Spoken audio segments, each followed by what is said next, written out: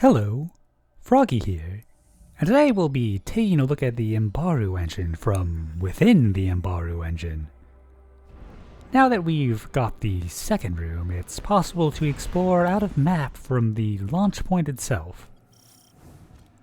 For those of you that missed it, we've been coming here since the first week of the season, but this method is a lot easier. At first, we had to do 3 separate sync boxes to be able to reach the Imbaru Engine, at least on the inside of it. And that is not the easiest glitch to just do on a whim. But luckily this one you can do solo, and for the most part you don't even need to grapple fly or anything like that. There are also some odd spawning quirks that I spent some time experimenting with, so I'll show you a bit of that as well.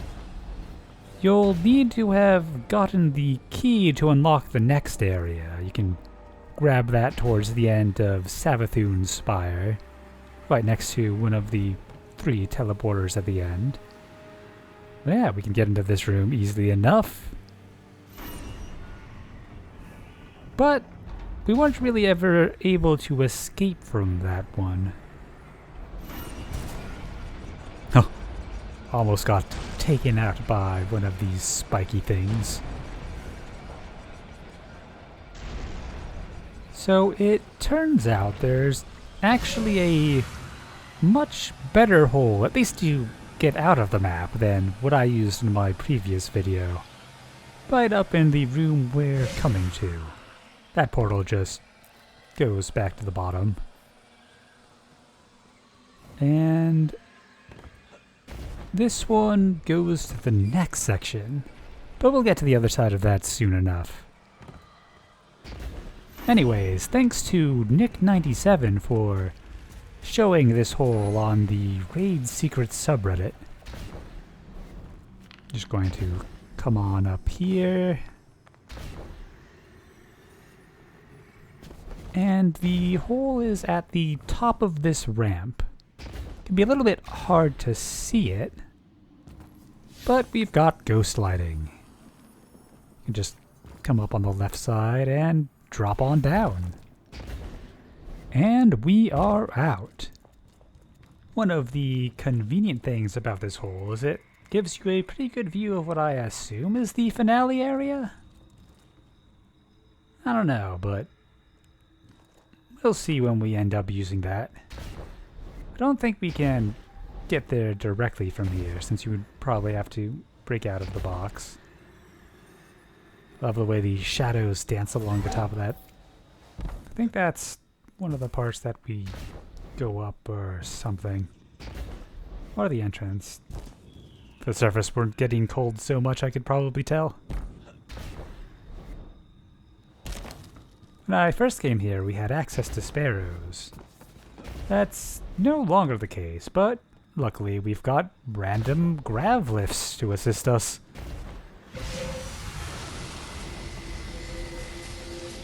Here it's not too hard to make it over to stable ground.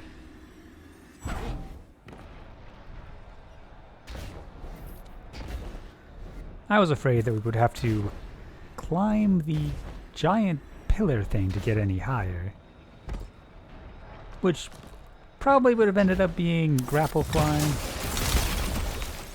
but luckily there's a much easier way to get inside of that.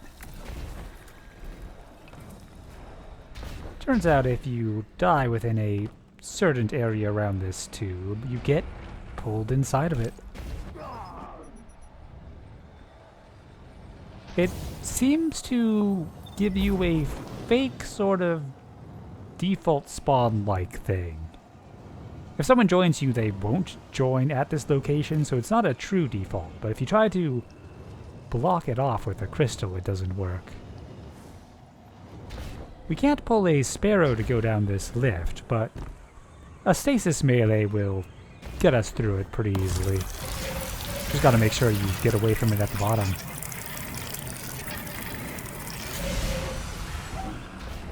And this is the hallway that we were blocked off from going into before. Just on the other side of this door.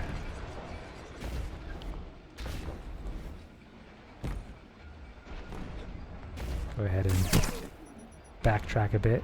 At least I think it is. There might be a room in between. So, going back is a little bit tricky because any death from probably around here going backwards would force your spawn to be on that platform. So you need to block your spawn but also get out of the area of effect, which just means going to the far side of this room. If you don't do that, you might end up trapped here forever.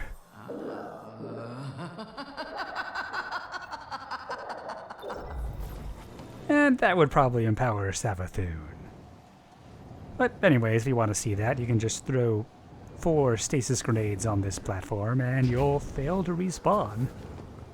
You'll need at least 2 people and probably want to use like armamentarium or something to get your second grenade.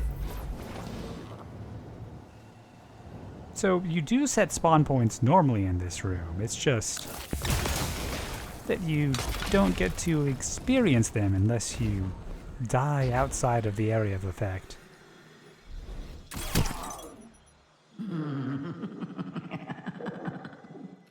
But we've got the last laugh and have made it out. It's really quite interesting toying around with those spawns. Anyways, it's time to head upwards, and navigator flying is definitely the fastest way to do that. You can probably stasis climb up too somewhere, but you aren't going to do that on the tube with these spinning spikes inside, because there's a death barrier around the outside of it. Maybe if you're careful, but you can probably find a workaround. Just waiting for my grenade to charge, so I'm taking the opportunity to jump around these hills. Probably climb up the elevator shaft behind where I am to get most of the way.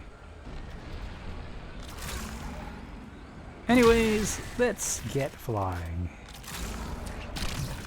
I haven't done much stasis climbing since I got access to this. It is just so much faster. A real quality of life improvement for getting around vertically. Suppose you could also just do a single rocket grapple, but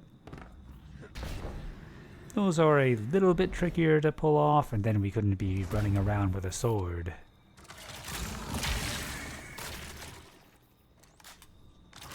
Just got one more layer here. This is where I'm really not sure how you would otherwise get this height without some sort of other grapple shenanigans. Oh. Luckily I didn't lose my grapple there. So there is also a minor change up here. We have no hope of getting into this room right now since we don't have sparrows. Unless you can get a res breach, but I think I needed a sparrow to set that up anyways. And we've got the end room. It's fairly pretty looking. But sadly, I don't actually know how to get in it inside of the Imbaru engine itself. So I'll kind of take a look at the pedestal where we will be picking up whatever it is. We can still get inside this red room just as easily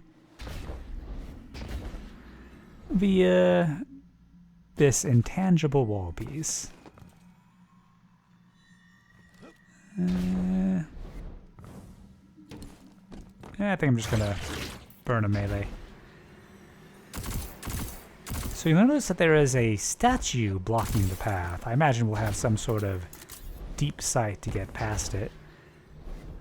I tried using the deep sight from the previous room, but those only really activate a specific thing in a specific area. We can get out just as easily as we got in.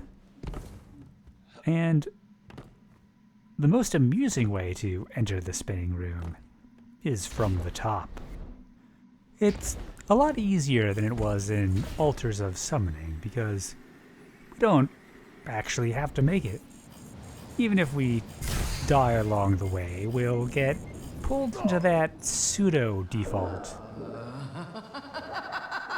And once again be trapped. Anywho, that'll be a fun exploring around here. It is just about as trippy on the outside as it is on the inside. And I'm looking forward to seeing what we'll be doing in this room.